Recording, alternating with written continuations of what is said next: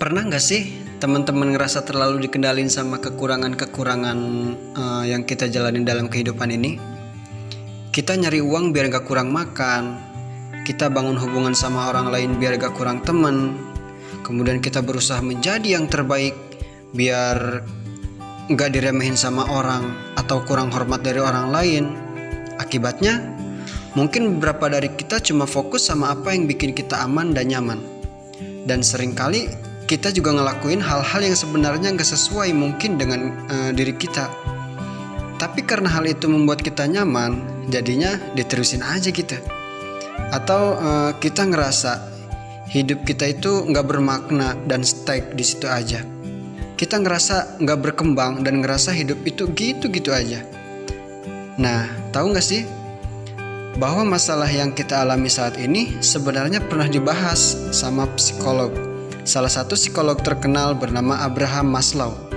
Lebih tepatnya di teori hierarchy of needs. Nah, teori inilah yang bakal kita bahas kali ini. Namun sebelum kita lanjut, yang belum subscribe dengan channel saya ini, silahkan ditekan tombol subscribe. Jangan lupa like, share, and comment. Oke, so apa itu teori hierarchy of needs? Nah, mungkin sebelum membahas teorinya, kita bisa ngebahas sedikit nih tentang pencetusnya, yaitu Abraham Maslow. Maslow adalah psikolog pendiri humanistik, terkenal dari Rusia yang tinggal di Amerika. Dan dulu dia tuh pengen tahu sebenarnya apa sih motivasi hidup dari orang-orang. Akhirnya dia nyari tahu tuh hal-hal apa aja nih yang ngebuat seseorang itu bahagia, meaningful gitu ya, dan apa yang bisa dilakuin demi mencapainya. Nah, Maslow menganggap ilmu psikolog itu bisa menjawab pertanyaan itu. Akhirnya ketika dia sudah lulus menempuh pendidikannya, dia mencetuskan teori hierarchy of needs ini. Menurut Abraham Maslow, perilaku manusia sangat dipengaruhi oleh motivasi.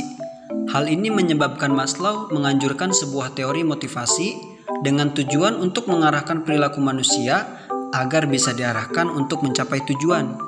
Maslow mengatakan bahwa motivasi menyebabkan perilaku yang diarahkan pada tujuan.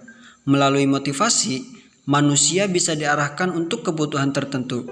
Bagi seorang pimpinan organisasi, perlu mengetahui kebutuhan dari bawahannya. Maslow merumuskan sebuah teori yang kemudian disebut dengan teori hierarchy of needs, atau yang terkenal dengan sebutan Maslow Pyramid of Needs. Teori Maslow ini terdiri dari tingkatan kebutuhan manusia sesuai dengan skala prioritas. Menurut Maslow, jika kebutuhan dasar terpenuhi, maka seseorang dengan sendirinya akan berusaha untuk memenuhi kebutuhan berikutnya. Maslow juga beranggapan nih bahwa kebutuhan individu itu berfungsi sebagai kekuatan pendorong dalam perilaku seseorang. Nah, teori Maslow ini kemudian digunakan oleh ilmu manajemen sebagai hal yang harus diketahui oleh para pelaku manajemen.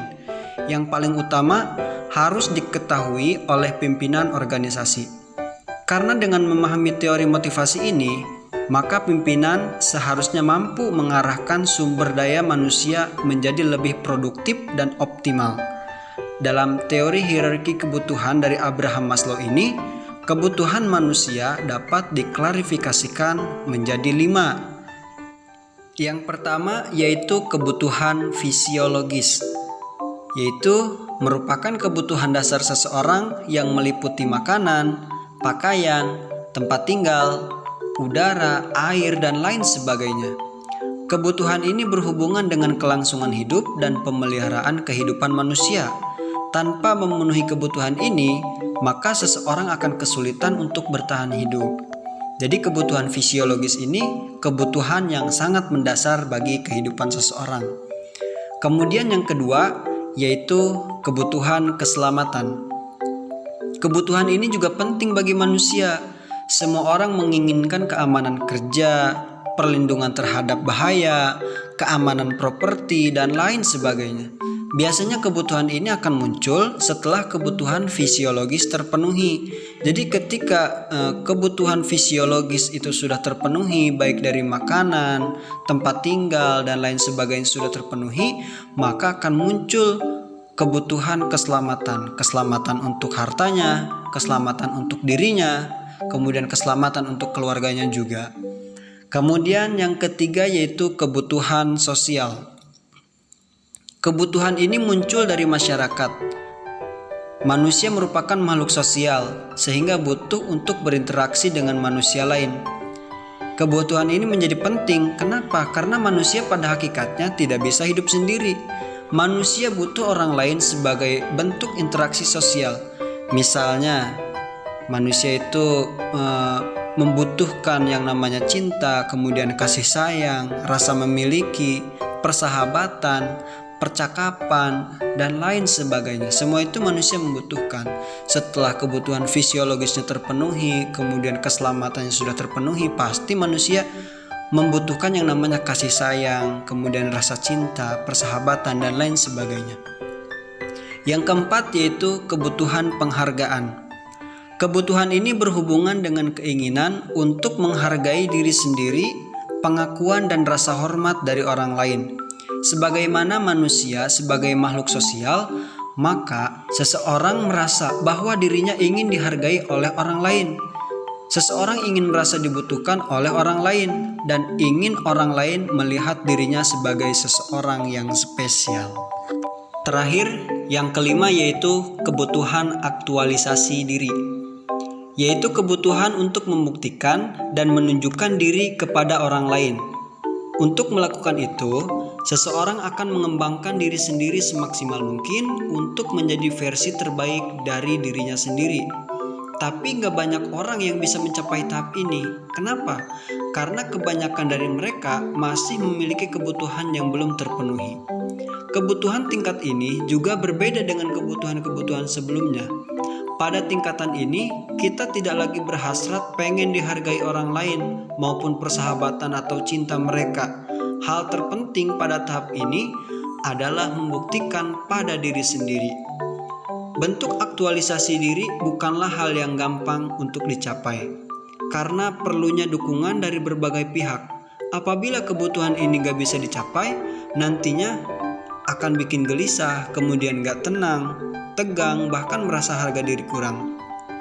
Menurut Maslow, kebutuhan ini menjadi hasrat yang memicu setiap individu untuk menggali potensi dalam diri, mengembangkannya semaksimal mungkin, sehingga mampu menjadi pribadi yang sesuai dengan kemampuan diri sendiri.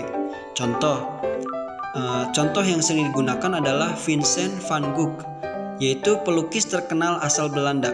Selama hidupnya, ia terkenal tidak punya banyak teman dan hanya punya keinginan untuk melukis saja.